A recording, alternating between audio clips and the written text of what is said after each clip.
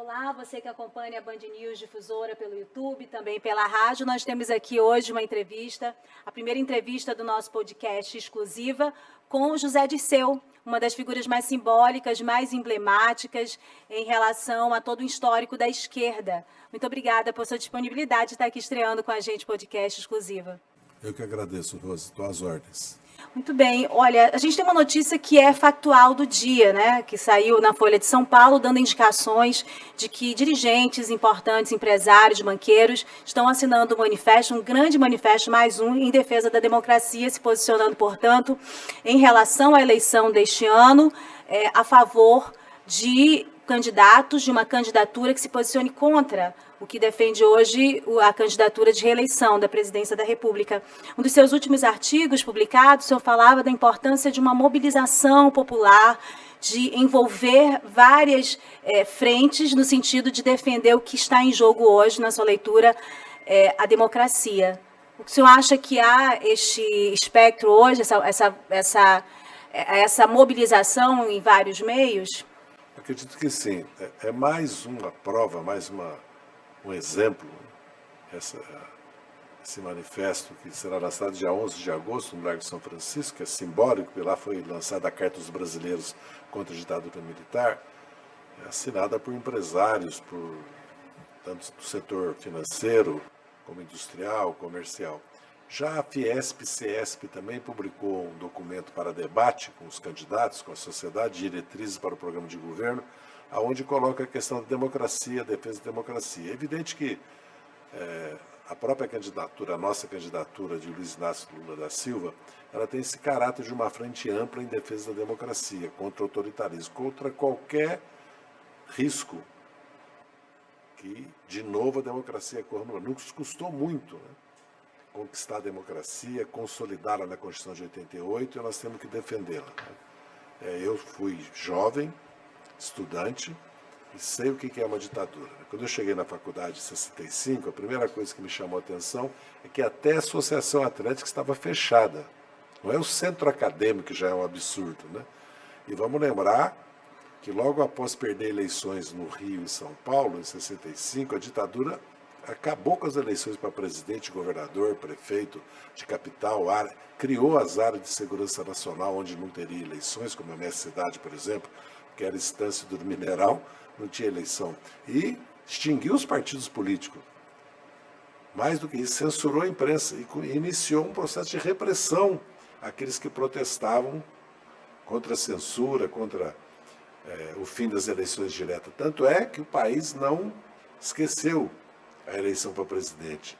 E o principal mote, né, a principal razão para a derrota da ditadura foi a campanha das diretas, quero eleger meu presidente, em 83 e 84. A mobilização. Que levou a uma grande vitória na Constituinte do MDB, que fez maioria na Câmara e no Senado, e a Constituição de 88 e a transição, que aconteceu via colégio eleitoral, elegendo Tancredo e Sarney, e depois, nos anos do presidente Sarney, aonde houve uma transição democrática pela Constituinte, né? E as eleições de 90 que elegeram Fernando Collor. Esse artigo o senhor faz uma leitura que eu penso que o senhor diz, olha, ao mesmo tempo que há uma repressão muito forte, que essas instituições estão vedadas, isso não segura a mobilização quando a população quer que haja um determinado cenário democrático no país. Ao mesmo tempo, a impressão que me dá é que a sua leitura do momento atual é que essa democracia ela já está fragilizada. Já há um momento de ruptura e que é preciso passar um momento de retomada. Ou há uma impressão errada minha quando leio esse seu escrito? Quando o presidente da República, do seu cargo, da instituição da presidência da República, diz que não haverá eleição se não houver voto impresso, né, e ataca o Supremo Tribunal Federal, contesta as urnas eletrônicas sem provas, porque ele mesmo foi eleito 7 vezes, tem 3 filhos que são parlamentares, ele foi eleito presidente pelas urnas eletrônicas, não há nenhum indício, né? E há abertura, transparência no processo, na fiscalização, inclusive dos partidos políticos, e pode haver da sociedade, o que não pode haver das Forças Armadas, porque em qualquer país do mundo, se nós falarmos, ou um militar falar que vai fiscalizar as eleições, ele vai para a reserva e é punido imediatamente. Isso não é atribuição das Forças Armadas. As Forças Armadas são Forças Armadas do Estado brasileiro permanentes para defender a soberania nacional. Elas não são partidárias, não são atores políticos. Isso não quer dizer que as Forças Armadas não debatem, discutem política. Elas têm escolas para isso, tem escolas superiores de guerra, tem escolas de defesa nacional, há espaços para isso. Mas ela não pode opinar e participar da vida política do país. Por isso mesmo que há umas regras, há um regulamento de cada arma que proíbe, a não ser com autorização expressa, certo? De ir a comícios, usar farda em atividades políticas, e muito menos fazer declarações. Imagina se os militares que têm o monopólio da força, têm as armas, forem participar das decisões políticas do país como se fosse um partido político. Né?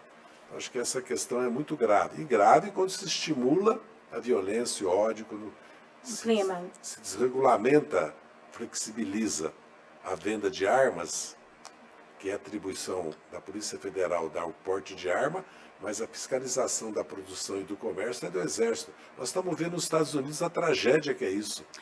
Esse momento de ruptura, você acha que ele tem mais tensão, ele envolve uma série de características que são mais graves do que o momento da ruptura de 64 ou não? Não dá para comparar? Não dá para comparar. Primeiro que não há ambiente internacional para isso. A própria Embaixada dos Estados Unidos, que fala em nome do governo dos Estados Unidos, falou óbvio que não há nenhuma evidência que as urnas eletrônicas brasileiras são exemplo para o mundo. Né? Isso é primeiro. Segundo, que internamente no país, quem que apoiaria uma ruptura democrática ou um golpe? As instituições, o Congresso e o Supremo não têm dado provas do contrário. Né? A mídia, a grande mídia corporativa, também tem dado provas do contrário. As classes médias das grandes regiões metropolitanas, inclusive, estão... Uma das razões que o presidente não tem maioria eleitoral e tem rejeição ao governo e a ele, é porque ele não tem apoio mais dessas classes médias, inclusive porque nas pesquisas o Lula pode vencer a eleição no Sudeste. Então, as centrais sindicais estão contra. Certo? Até os setores mais conservadores. Os artistas, a maioria, estão contra. Eu não vejo clima no mundo de hoje para um golpe de Estado, uma ruptura democrática. Até porque o Brasil seria excluído do Mercosul, suspenso do Mercosul, excluído da OEA, as sanções econômicas imediatamente seriam adotadas pela União Europeia, a condenação viria também por órgãos da ONU. Eu não vejo clima. E o que os militares fariam? Fechariam o Congresso, o Supremo? Mas o país não vai aceitar, vai às ruas. Né? O importante, que eu tenho chamado a atenção, e os comícios têm mostrado que nós podemos fazê-lo, né? Porque o comício da Cinelândia, ou mesmo em Natal, certo? Ou mesmo em Brasília, onde fizemos um ato fechado para 5, 7 mil pessoas, vieram 15, 20 mil pessoas, cidadãos e cidadãs para participar. Há um anseio da sociedade de participar. É evidente que hoje, com as condições de transporte, com o crescimento das grandes metrópoles, com as dificuldades financeiras, com a carestia, com a inflação, com os baixos salários, é muito difícil um trabalhador aqui em Manaus sair de 30, 40 quilômetros e vir se manifestar aqui no centro. Mas há uma vontade já expressa nos grandes comícios que nós fizemos, né, e esse manifesto agora que você se referiu, expressa que há um amplo, né, consenso na sociedade que, em primeiro lugar, não há como aceitar qualquer violação da Constituição da democracia. Isso se expressa em não colocar em dúvida nem o calendário eleitoral, nem as urnas eletrônicas, nem o processo. Aceitar o resultado das urnas. Como, aliás, acabou de acontecer na Colômbia e no Chile, que 2 candidatos, aliás, um até mais radical, mais de extrema-direita que o nosso presidente Jair Bolsonaro, perderam as eleições e imediatamente cumprimentaram. Aceitaram os resultados. Aceitaram o resultado. E no Peru também, onde a Keiko Fujimori perdeu por 0,5% de voto, falou em contestar, já houve uma repulsa generalizada internacional e dentro do país a essa tentativa dela de dizer que houve fraude. Ela tomou posse o presidente Castilho. Então nós temos visto eleições, né? Falo dessas 3 exemplares. E lá no Equador, onde, vamos dizer assim, as forças de esquerda progressistas perderam, né, o presidente Lasso, mas ele tomou posse. E está governando com protestos, com crises, tudo, mas está governando. Ninguém É um momento diferente, completamente diferente de 64. Como se tentou impeachment do Luiz Castilho e do Lasso, se o Congresso não aprova, não aprova, volta a ser normalidade. Então é preciso respeitar a Constituição, não de palavra, mas por ações. Né? Só voltando à questão inicial, o senhor falava sobre a condição das Forças Armadas. E a gente percebe que acontece com as Forças Armadas, aí eu queria também ouvir a sua opinião a esse respeito, o que acontece com várias instituições. Me lembra muito bem a frase do Bruno Pereira, indigenista Bruno Pereira, numa entrevista que deu à Folha de São Paulo, foi publicada há cerca de um mês, uma das últimas entrevistas que ele deu antes de viajar para o Vale do Javari, né, e acontecer toda a brutalidade que aconteceu com ele e com Dom Phillips. Quando ele falava da FUNAI, ele fala assim, olha, é não funcionar para funcionar. Então, há uma situação de desestrutura, aquela instituição ela não funciona para o que ela deveria funcionar, e internamente há uma certa... se corrói, porque se coloca pessoas que são contrárias ao que deveria ocorrer naquela instituição. Ela se corrompe, de certa maneira, por dentro, e a imagem dela, de credibilidade, também se abala, né, diante da sociedade. Esse é um método que se repete em várias instituições, se isso é a sua opinião também, e como retomar, né, toda essa desestrutura ocorrida no Estado? É fato que o presidente Jair Bolsonaro procurou capturar não só a Polícia Federal, o Ministério Público, a Receita, o COAF, né, e conseguiu em parte. E nessas instituições que diz respeito à questão da Amazônia, né, em geral, ao meio ambiente, ele desmontou, desvaziou. Não só a FUNAI, o INCRA, o IBAMA, o Instituto Chico Mendes, como também, por exemplo, se você olhar hoje a estrutura da Secretaria de Cultura, que era o Ministério, 80% dos cargos estão vagos. Ele fez um ataque à cultura, cortou 2/3 dos recursos de ciência e tecnologia. Não há nada mais importante para a Amazônia que a pesquisa científica, até porque a riqueza da biodiversidade está sendo roubada nossa, ou está sendo degradada, ou não está sendo, né, explorada como ela deve ser, né, protegendo, que é a maior riqueza que nós temos. Então, agora, não creio que isso aconteça com as Forças Armadas, porque não vejo que os comandantes do Estado-Maior das 3 armas estejam propícios a fazer uma ruptura democrática. O ministro da Defesa é um cargo político. Agora, o comandante do Exército Brasileiro, da Marinha do Brasil e da Força Aérea Brasileira, eles não são cargos políticos. Eles presidem e comandam as suas armas. O ministro da Defesa, que deve ser um civil, espero que volte a ser um civil no próximo governo, sabe? Ele tem um cargo político, ele pode fazer manifestações políticas, não? Mas eu creio que as Forças Armadas não se dispõem a se tornar um agente político permanente. Houve participação política das Forças Armadas, no caso do famoso Twitter do comandante-general Vilas Boas, né? É evidente que houve. Depois, agora, essa questão das urnas eletrônicas, os 3 ministros acabaram assinando 2 notas, né, com relação à manifestação do presidente do TSE com relação à questão da urna eletrônica, mas eu acho que nesse momento há uma situação, vamos dizer assim, de separação entre a ação do presidente e do ministro da Defesa e a ação dos comandos das Forças Armadas. Porque se as Forças Armadas passarem a atuar como ator político, agente político, certo? Isso significa que se rompeu a legalidade constitucional no Brasil, porque não é papel e atribuição, quero repetir, elas não são nem forças de tutela, nem poder moderador do país, nem árbitros do país. O Brasil tem duas soberanias que vêm da soberania popular, o legislativo e o executivo, e uma derivada da Constituição, da Constituinte, que é o poder judiciário. É aí que se dão as decisões, e eleições periódicas, né? E liberdade, tá? Tem que haver liberdade, igualdade de armas e de condições para disputar a eleição. Agora, como nesse momento de ebulição política, e que a Amazônia é uma pauta internacional, até pelo posicionamento que o governo adota, como se inserir na discussão presidencial de forma séria e com a necessidade que essa região precisa, o debate a respeito das suas urgentes necessidades, né? Eu acredito que é olhar o mundo, as transformações, as mudanças que estão acontecendo no mundo, inclusive geopolíticas, não só com a pandemia, com a crise climática, com a guerra na Ucrânia, mas também com a ascensão da China, né? Da Turquia, do Irã, da Rússia, da Índia, porque o Brasil é uma potência média, como serão a Nigéria e a Indonésia, que são países de grande população, são países de grande território, o Brasil é o quinto território, sexto população, que tem base industrial. O Brasil tem soberania de alimentos, tecnológica, que é fantástico isso, e tem energia, inclusive, limpa. E tem uma grande população que, ao lado de 200 milhões de sul-americanos, forma um mercado de 400 milhões. Então, o Brasil tem que ter como objetivo integrar esses mercados, integrar essas nações, né, num acordo político de crescimento e desenvolvimento. E a Amazônia, que pertence, né, a várias nações sul-americanas, ela é fundamental. Primeiro, pela riqueza que ela tem, né, da biodiversidade. Segundo, pelo papel que ela julga no equilíbrio climático.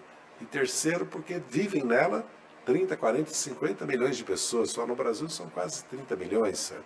E que precisam de opções. Porque uma coisa é a atividade criminosa do garimpo, a atividade criminosa da exploração ilegal da madeira e o avanço predatório de uma pecuária sobre a Amazônia. Outra coisa é a sobrevivência de quem está aqui, que precisa crédito, apoio tecnológico, proteção legal, segurança, para poder, a partir dessa biodiversidade, dessa riqueza, certo?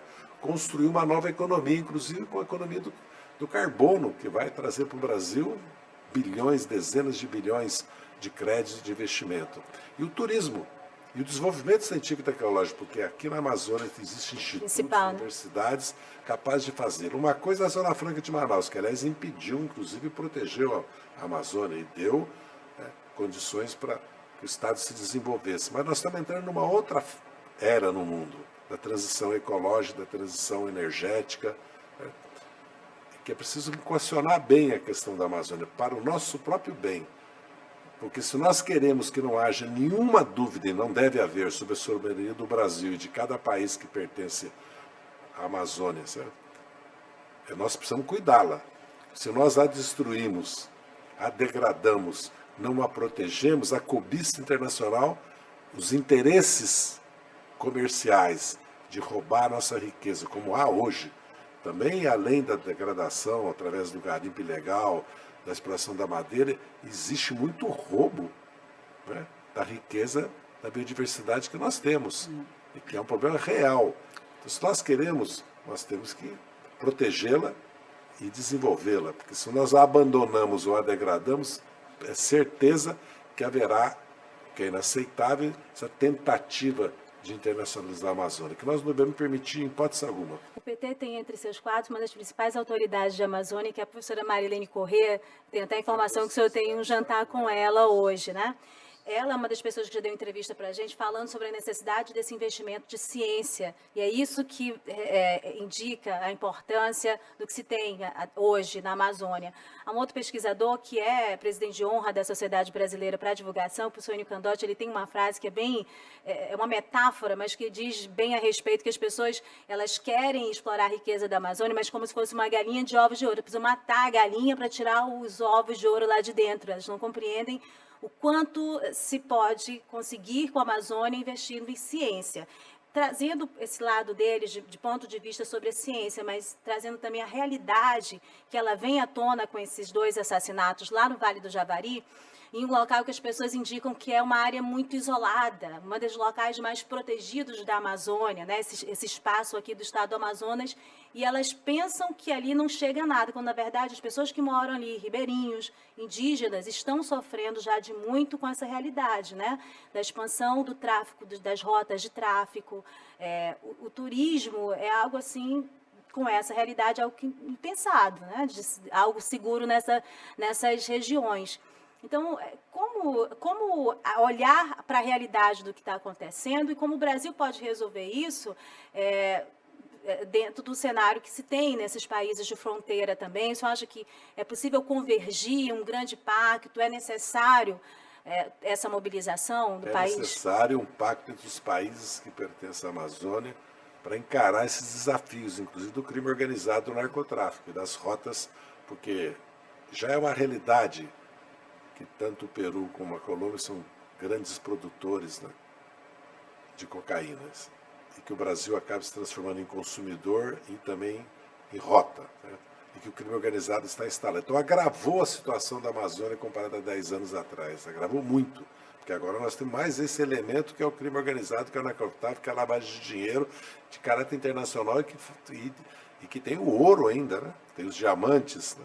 Então são bilhões, nós estamos falando de centenas de milhões, de bilhões de dólares, não estamos falando mais de uma questão pequena de tráfico de droga nos bairros, na periferia, de milícias, estamos falando de algo mais grave.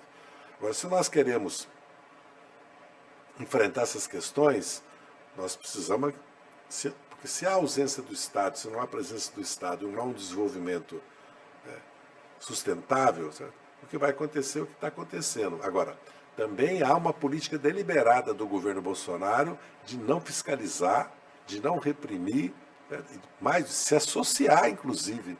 Né, e uma ausência também, apesar da presença das Forças Armadas, né, na Calha Norte, no Sensipan, certo? E os batalhões de selva, apesar da presença que tem a Marinha aqui, a Força Aérea, até eu escrevi um artigo descrevendo a presença das Armadas. Há algo errado.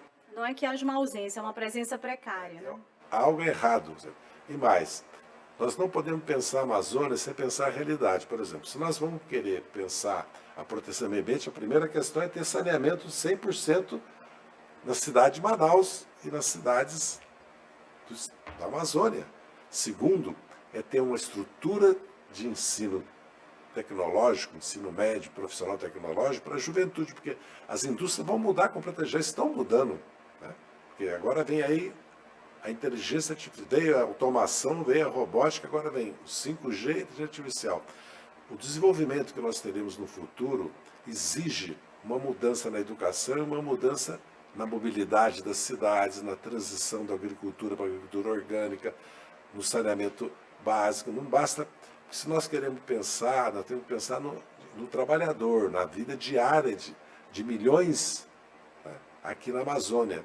Estão vivendo em situações muito precárias, de qualidade de vida também, além do problema da floresta, além do problema da Amazônia, todo esse problema que nós falamos. E se nós não pusermos isso concretamente no dia a dia, daqui a pouco nem o cidadão e a cidadã que vive na Amazônia vai querer defendê-la, porque ele não vê o benefício que ele está tendo. Porque é uma minoria que se apropria dessa riqueza do garimpo ilegal, da exploração de madeira, do avanço da pecuária predatória, ou mesmo da soja sobre a Amazônia. É uma minoria. A grande maioria, certo, procura no dia a dia sobreviver. E com essa inflação, com essa carestia, cria um clima, um caldo de cultura, certo, que pode ser usado contra a democracia. Por isso que é muito importante que os governos sejam capazes de dar uma resposta também ao emprego da juventude, à segurança das famílias, ao bem-estar em matéria de transporte e saneamento. Porque como é que um trabalhador participa da riqueza de um país? Se ele tem educação pública e saúde pública gratuita, se ele tem um transporte de qualidade, se ele tem saneamento, se ele tem lazer, cultura, praças públicas, e se ele participa, através do salário dele, certo, da riqueza nacional. Então ele precisa ter emprego. Senão, todo mundo se sente desapegado, desassociado. Aí fica essa falsa ideia de pátria, entendeu? Mas a pátria tem que ser de todos, né? Não pode ser a pátria de uma minoria. Olha só, é muito interessante que muitas pessoas do PT acham que tem razão nesse sentido, que a capacidade do ex-presidente Lula de fazer diferentes, conversarem, a capacidade de dialogar com grupos tão antagônicos. Na verdade, não, com grupos diferentes. As pessoas falam, olha, a união com o Geraldo Alckmin, né, e é necessário, a conversa com esse lado que a gente não conversava antes, tudo bem. Mas há uma junção agora que é difícil a gente entender como é que termina a sentença final ali. Por exemplo, recebe o apoio da PIB, da Sônia Guajajara, do movimento indígena, que entra com uma grande expectativa em relação a todas as violências, as violações que estão sofrendo nesse momento. Mas agora a gente vê também uma aliança que vem por meio de lideranças como Nery Geller, que tem interesse completamente contrário ao que defende o movimento indígena, inclusive é apontado como pessoa que age a favor, aliás, do que aconteceu na FUNAI esse período todo. O senhor vê que luz no final do túnel aí para juntar essa turma toda num palanque só. Isso é decorrência do momento que nós vivemos. Porque se não tivesse em risco a democracia, se o bolsonarismo não representasse o obscurantismo, o autoritarismo, esse fundamentalismo religioso que explora a fé do povo, sabe? Principalmente, certo? Essa degradação armando milhões de pessoas, quer dizer, centenas de milhares. No Brasil hoje nós temos centenas de pessoas armadas e nós estamos vendo já as consequências. Isso exige que nós ampliemos alianças e façamos aliança mesmo com o contrário, com o objetivo de vencer as eleições e virar a página do bolsonarismo. Agora, isso não significa que nós vamos compactuar com políticas como as que você citou, certo? Com ações, até porque no governo do Lula, no nosso governo, nós não compactuamos com isso, né? Vamos lembrar que nos nossos governos jamais aconteceram, com participação do Estado ou de governantes, os fatos que nós temos assistido com relação a crimes não só ambientais, como também crime contra... Pelo contrário, o Lula foi quase um exemplo com relação às nações indígenas, né, às terras indígenas. É verdade que a FUNAI nunca esteve à altura, mesmo no nosso governo, da necessidade dos desafios. Isso é uma questão fundamental. Por mais que nós tivéssemos colocado recursos, tudo, é um problema que nós temos que resolver. Eu, inclusive, várias vezes pensei se não era necessário reestruturar completamente a concepção que nós tínhamos de FUNAI. Não fazer o que o presidente Jair Bolsonaro fez, porque ele fez foi destruir, né, esses órgãos todos. Infelizmente, na vida das nações, muitas vezes há alianças incompreensíveis, né? Como, por exemplo, sempre se cita a aliança do Chiang Kai-shek com Mao Tse-tung contra os japoneses que tinham aproveitado a Segunda Guerra Mundial para ocupar a Indochina, né? E ocupar a China. Não ocupar o Vietnã, o Laos e a Camboja, inclusive ocupar toda a parte da Manchúria e todo o litoral da China, né? Inclusive destruir as cidades com bombas incendiárias, tudo. Foi preciso dois contrários se unirem. E na própria Segunda Guerra Mundial nós vimos as alianças para combater Hitler que foram. Então, é dentro dessa compreensão, e por razões locais, regionais também, que acabam acontecendo alianças aparentemente inexplicáveis, né? O que não se pode é que nessa aliança você abra mão, porque quando você faz aliança, lógico que você compõe interesse. Porque, na verdade, o que aconteceu no Mato Grosso é que um setor do Mato Grosso rompeu com o bolsonarismo e apoiou o Lula. É basicamente isso. É essa a questão fundamental. A aliança anti-bolsonarista, a aliança pela democracia, que não é a mesma coisa do programa de governo, certo? Das alianças programáticas que nós estamos fazendo.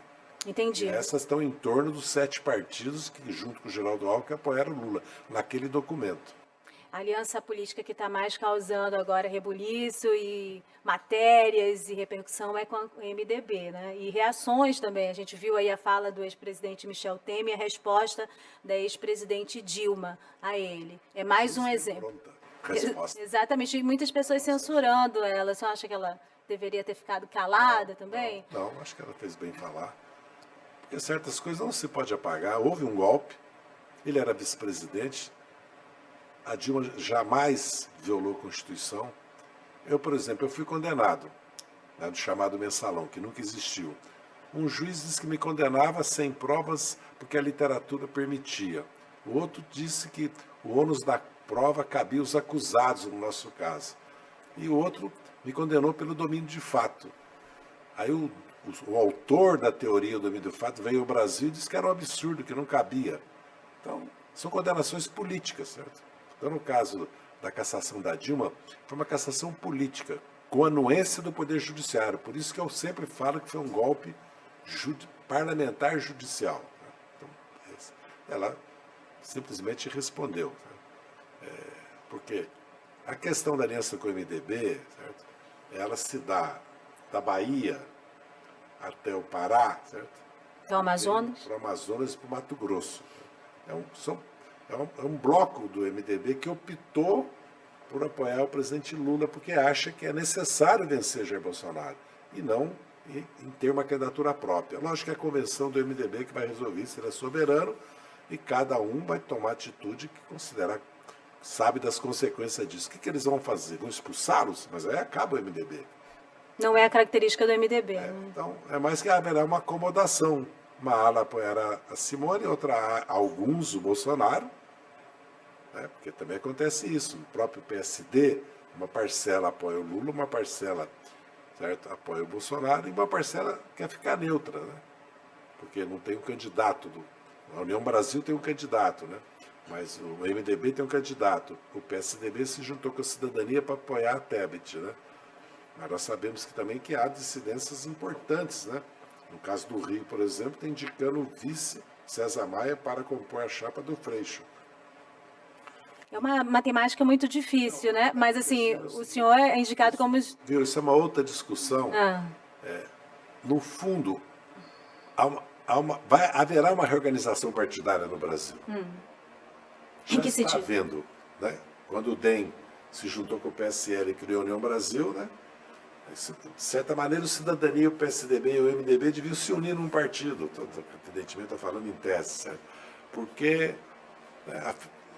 As afinidades. Por afinidades e também porque, separados, eles estão perdendo deputados. Cada vez menos. Quem está crescendo, certo? Quem se manteve foi o PT, quem cresceu foi o PL, o PR e o PP. Né? Que são três partidos muito fortes, muito capilares. Porque, na verdade, a Lava Jato, que foi uma guerra jurídica contra o PT, inviabilizou o PSDB, o MDB e o DEM. Esse é o resultado, é só ver. Mas é engraçado, mas os partidos teoricamente mais atingidos com condenação não foi o PP e o PT? O PT foi atingido, mas na imagem, né? A verdade se impôs. Não, o PT sofreu uma repressão de 2013 a 2019. Você não podia sair na rua com um boné do PT, uma camiseta do PT, como ainda alguns setores extremados do bolsonarismo não aceitam a presença desses símbolos, ou do MST, ou da CUT, entendeu? Mas a realidade se impôs, porque o PT hoje é o partido mais aprovado e mais votado do país. E o Lula tem 60 milhões de votos, entendeu? A realidade se impôs, até porque foram anulados os processos dele. Né? E o juiz foi... E o PSDB se perdeu na prévia. Na prévia deles. Ficou como um juiz parcial, que é a pior coisa para acontecer para um juiz, né? E o PSDB fez uma prévia, elegeu um governador que depois foi obrigado a renunciar porque não tinha. E acabou apoiando a Tebet. E o outro foi que disse que não aceitava a reeleição, foi ser candidato a governador. Eu acho que é uma situação muito desmoralizante. Então acho que está claro que o MDB, o PSDB e o DEM, algo vai acontecer. Já tem a cláusula de barreiro, já tem o fim das coligações proporcionais, agora se criou a federação, mas o sistema eleitoral brasileiro está errado. Esse sistema uninominal, isso não existe. Eleições ou é por lista, ou é distrital misto no mundo todo. Ou é uma mistura de lista aberta, lista fechada, lista com uma parte, voto nominal. Mas no Brasil não, é um sistema muito ruim, porque um candidato disputa com o outro dentro do seu próprio partido quem vai ser mais votado. Isso não existe. Na América Latina, geralmente, se vota no partido, na lista partidária. Na Europa, se vota no distrital, como na Grã-Bretanha, num misto. Distrital e lista, como na Alemanha, entendeu? Mas é difícil agora, na atual conjuntura, fazer com que as pessoas confiem nos partidos. É uma outra... Mas aí é porque houve também uma campanha imensa para desacreditar os partidos, a política, entendeu? Porque houve, né? E o resultado em 18 está aí. O ataque à política, aos partidos, que a Lava Jato fez parte, deu no que deu no Jair Bolsonaro e nessa situação. Aliás, nós alertamos disso porque já tinha experiência da Itália, o Berlusconi. Eu vou voltar um pouquinho ao MDB, para que o senhor me fale um pouquinho da sua visão. Eu só acho que tem, além do MDB, mas também há a perspectiva de que isso se feche no primeiro turno, amplie essa força de apoio à candidatura do ex-presidente Lula, tendo em vista esse mote que o senhor, o PT, ele próprio e várias outras frentes defendem em relação a diminuir os riscos de golpe, enfim, para vencer a eleição em primeiro turno? Eu acredito que os candidatos todos, sem exceção, lógico, com exceção de Jair Bolsonaro, tem compromisso com a democracia. Né? A Tebet, o Bivar, o Dávila, certo? O Ciro Gomes, né? O Lula. Acho que isso aí eu não tenho muita... acho que não é o problema que nós estamos vivendo hoje, entendeu? Nosso problema... Segundo turno não é um risco maior. Nós não podemos ter como objetivo o primeiro turno. Não somos nós que estamos dizendo que vamos vencer no primeiro turno. As pesquisas que indicam que o eleitorado está caminhando para dizer o seguinte: não, vamos resolver isso no primeiro turno. Até porque se 75% dos eleitores espontaneamente dizem que vão votar ou no Lula ou no Bolsonaro, é uma coisa completamente nova no Brasil. É muito voto espontâneo para o Lula e para o Bolsonaro. Ou seja, há uma tendência do eleitorado em optar pelos dois candidatos. Porque polarização sempre houve, como havia do PSDB, do PT, há entre republicano e conservador, trabalhista e conservador na Grã-Bretanha, entendeu? Em cada país do mundo são 2, 3 partidos, 4. Lógico que o quadro partidário em alguns outros partidos sofreu uma dispersão maior, como na Itália ou como na França. Mas na Alemanha não, na Alemanha são 4 partidos, sempre a social-democracia e os sociais cristãos, né, e direitas. E aí surgiu uma extrema-direita e uma esquerda mais. Os verdes hoje estão mais no centro. No Brasil, vai se conformar, de qualquer maneira, uma situação de 4, 6... Esse Congresso, os 5 maiores partidos terão entre 250 e 300 deputados. Já vai mostrar que está evoluindo para isso. Mas precisa de uma reforma política, nós precisamos.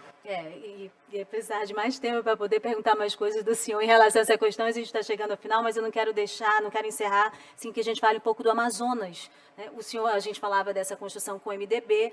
Aqui com o MDB, toda a indicação me parece confirmada já de que haverá um palanque Lula-Braga. O próprio senador Eduardo Braga deu entrevista para a gente na semana passada em relação a isso. Eu sei que o senhor conversou com ele hoje à tarde também.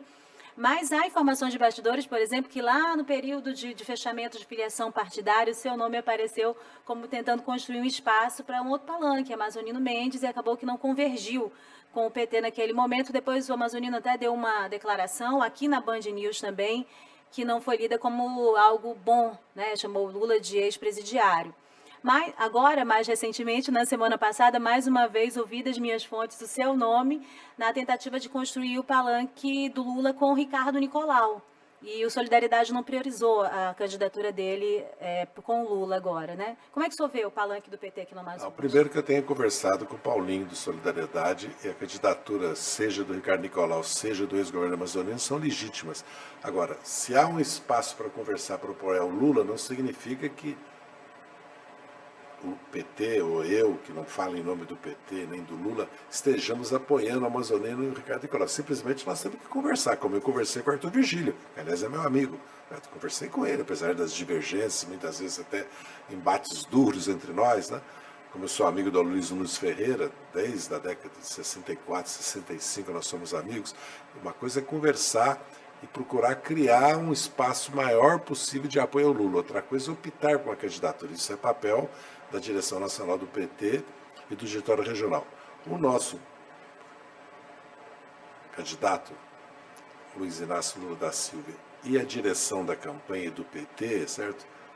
Optaram por propor, aliás, porque a decisão final cabe ao Executivo Nacional do Partido, pelo Encontro Nacional do Partido Federal, que fizesse uma aliança com Omar Assis, senador atual, e Eduardo Braga, construiu um palanque para o Lula.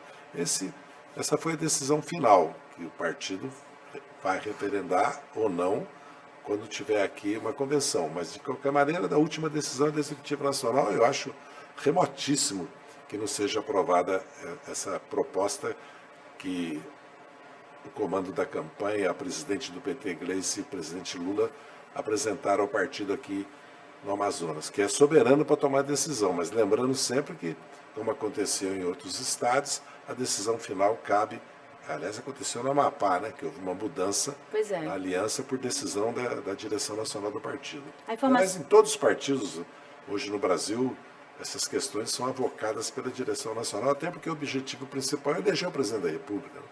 Dentro dessa compreensão, a informação que eu tenho é que já é algo consolidado, esse apoio no Amazonas e em outros estados também, nessa aliança com o MDB, nesse cenário de manutenção da Simone Tebet. Se nós olharmos a realidade eleitoral do Brasil, essa eleição vai se decidir, na minha opinião, no Nordeste, em São Paulo, Minas e Rio, e no Amazonas, no Pará e no Maranhão. Vamos lembrar que nós já tivemos 2 milhões de votos na frente do Maranhão. Não é pouca coisa num estado você ter 2 milhões de votos. Porque às vezes as pessoas não dão importância para o Pará, para o Maranhão, para o Amazonas. Não, tem muita importância nessa eleição. Porque em grande parte a nossa presidenta ganhou a eleição de 14 por causa do Maranhão, que deu 2 milhões de votos, se você olhar o resultado nacional, entendeu? Então eu dou muita importância aqui para a eleição, certo? Eu sei que não é fácil, nós tendemos a empatar, não é fácil vencer aqui, mas nosso objetivo é vencer no Amazonas, até porque o Lula fez pelo Amazonas, o que ele fez pelo Amazonas lhe dá condições de pedir para o povo do Amazonas lhe dar um novo mandato, é só fazer o histórico dos nossos governos. As pessoas costumam dizer que Minas dá temperatura, né? Que Minas sempre elege o presidente, mas o Amazonas também. Vota em maioria no candidato que é o vencedor do pleito, né? Por alguma razão eu estou aqui, né? Eu dou importância. Não, porque primeiro tem que se dar importância pela Amazônia pelo que ela é. Seria um absurdo. O mundo todo dá importância para a Amazônia, se nós não dermos brasileiro. Agora, também por esse aspecto eleitoral, que é muito importante. E também por manter um bom diálogo, porque é muito importante para nós, porque governar o Brasil em 2023 não será fácil, pela situação mundial, pela herança que nós vamos receber. É muito importante manter um diálogo. Vamos supor que amanhã qualquer um dos candidatos seja eleito, entendeu? É muito importante manter o diálogo. Essa capacidade que nós temos que ter de dialogar mesmo com os contrários, como eu digo, por exemplo. Eu sempre dialoguei com todos os partidos políticos. Muita gente me critica até às vezes porque eu converso com lideranças da direita, entendeu? Mas é que eles têm a mesma legitimidade que nós, quando chegam, foram eleitos, né, pelo povo. Eles têm legitimidade. Outra coisa é que eu posso não concordar com nada. Agora, não conversar, não dialogar, quem introduziu isso na política foi o Jair Bolsonaro. Esse extremismo dele, essa pregação de ódio, não fomos nós sempre conversamos, né? Tanto é que todos sabem que nós fizemos uma aliança para eleger o Lula em 2002, o Lula tomou posse e elegeu 8 ministros que não eram do PT nem da esquerda. Vamos lembrar disso, porque era uma necessidade para aquele momento. E foram excelentes ministros se você analisar os 4 anos que ele permaneceram com o Lula, entendeu? Serviram ao Brasil, serviram a um programa que o Lula tinha. Não pediram para o Lula mudar o programa dele. Divergências surgem, porque há conflitos na sociedade. É preciso ter capacidade de buscar saída para os conflitos e não reprimir os conflitos. Entendeu? Você não pode sempre tratar o adversário como se ele não tivesse legitimidade, certo? Ou mesmo como se ele fosse teu inimigo. Você tem que defender teus interesses, os interesses teus, que é de uma parcela da sociedade, ou de uma visão de como deve ser resolvido o problema tributário, agrário, uma política externa, o problema da saúde pública, que há interesses conflitantes. O SUS e a medicina privada têm interesses conflitantes, mas pode convergir, como convergiu na pandemia. Lógico, quem não convergiu foi o Bolsonaro e a política, o Pazuello e a política dele. Mas na sociedade houve convergência, inclusive dos meios de comunicação. Né? Nós convergimos que aquilo ali não era um problema do PT, do PSDB, do PSL, era um problema que o Brasil estava em risco, né? O nosso povo estava em risco, a saúde pública estava em risco. Por isso que era necessário. Assim que eu vejo essas conversas que eu mantenho, esses diálogos, eu procuro sempre ajudar o presidente Lula a ganhar a eleição. Né? Esse é o objetivo. Eu vou encerrar querendo ouvir o senhor apenas como convencer a militância a respeito da importância de superar esses conflitos, essas resistências todas. Aqui no Amazonas mesmo a gente percebe que há um grande número de pessoas que não engoliram bem o senador Eduardo Braga, tanto de dirigentes quanto de militantes. Você está no PCdoB, teve a convenção deles no último final de semana, e a gente percebeu a militância ainda muito magoada com o voto dele no impeachment da presidente Dilma. E eu queria ter uma curiosidade, por que Monacapuruta é fé e Itacoatiara? Aí tem que perguntar. Para o seu assessor. Não, acho que, evidentemente, que tem problema do tempo, né, da rota também, mas tem importância que são cidades importantes. Sim. E para mim, isso que eu falei para ele, que eu queria conhecer, né, porque no fundo eu conheço mais a capital. Certo? Eu não gosto, eu nunca vou no estado, eu conheço muito o estado brasileiro, eu conheço toda a cidade de mais de 100 mil habitantes. Agora mesmo eu visitei 22 capitais, 60 cidades, e ia visitar 150 lançando meu livro, não fosse a pandemia. Tá? Então acho que isso eu tenho esse interesse. A questão, é evidente que a militância tanto do PCdoB. Eu conversei muito com a Vanessa, conversei com o Serafim, que é meu amigo desde a década de 60, certo? Sobre como é que nossos partidos iam encarar isso. Né? Todos têm o seguinte sentimento: se é necessário, se há uma visão nacional que isso é importante, porque todos os estados estão apoiando Lula, do Alagoas até o Mato Grosso, o MDB está apoiando, certo? Independente da nossa posição, vamos aceitar e vamos fazer campanha. Mas eles têm o direito de manifestar o desacordo, né? Ou mesmo, às vezes, até inconformidade, né? Estou inconformado que tenha que fazer isso, mas é da vida e da política, né? Eu vejo assim. Acho que nós vamos... O importante é começar a campanha. Quando começar a campanha e todos convergir para defender o Lula e a eleição do máximo possível de senadores, porque é muito importante a eleição de deputados e senadores. Se nós queremos votar no Lula, nós temos que eleger uma bancada de senadores e deputados e governadores que permitam ele governar. Por que nós fizemos muito para a aliança em Minas, no Rio e São Paulo? Porque um presidente que governa com governadores de São Paulo, Minas e Rio ao lado dele, é muito importante. Se nós queremos enfrentar os problemas da Amazônia, nós precisamos de governadores aqui, né? No Mato Grosso, no Amazonas, no Pará, certo? Em Roraima, no Amapá, no Acre, em Rondônia, que contribuam para que a gente enfrente isso. Como nós enfrentamos o desmatamento, né? Lembra que nós lançamos com 13 ministérios, com os governadores, o programa Desmatamento Zero, e conseguimos um sucesso para aquele momento fantástico, quase 2/3 de redução. Meu sonho é que a gente chegue a uma situação, certo? Que a Amazônia seja declarado, tem uma moratória, certo? De 10 anos, né? Que se busque as novas formas, né, de desenvolver a Amazônia e se pare essa coisa que a Amazônia precisa plantar soja, a Amazônia precisa ter pecuária, entendeu? Lógico que pode ter, certo? Mas o principal não é isso. O principal é nós desenvolvermos a Amazônia a protegendo, porque antes que algum aventureiro a faça, como disse Dom Pedro, Dom João VI para o filho, quer dizer... Em relação ao Brasil. O Brasil é a coroa, né? Lamentavelmente já está ocorrendo, né, aqui. Bom, eu agradeço muito a entrevista. Eu estou atrasado. E agradeço, inclusive, a sua disponibilidade de prazer. ir além do horário que a gente já havia combinado da entrevista. O senhor pode falar também, se quiser, a respeito da agenda do seu livro, né, do lançamento aqui no Estado. Pois até aqui. Terça-feira eu vou a Tacotiara, quarta-feira Tefé, quinta a Maracapuru, sexta no Sindicato Metalúrgico aqui, às 19 horas, né? Lançamento. E sábado nos Sindicatos Petroleiros, às aqui 18. Em Manaus também? Aqui em Manaus, vou fazer 2 lançamentos. Muito bem. Entrevistamos aqui José Dirceu, 75 anos, bacharel em Ciência Jurídica, foi deputado estadual e federal pelo PT e ministro da Casa Civil no governo Lula. Chegou a ser preso, acusado na Lava Jato e solto quando a STF proibiu prisões pós-condenação em segunda instância. Lançou em 2018 o primeiro volume do livro Zé Dirceu Memórias, e aí este livro, justamente, esta edição que ele está aqui em Manaus, já é a segunda edição. Em 23, o segundo volume. E aí o senhor volta aqui e a gente continua a segunda edição da entrevista. Obrigada pela entrevista. Eu agradeço, Rosa. Muito obrigado. Agradeço a Band News também essa oportunidade. É certo.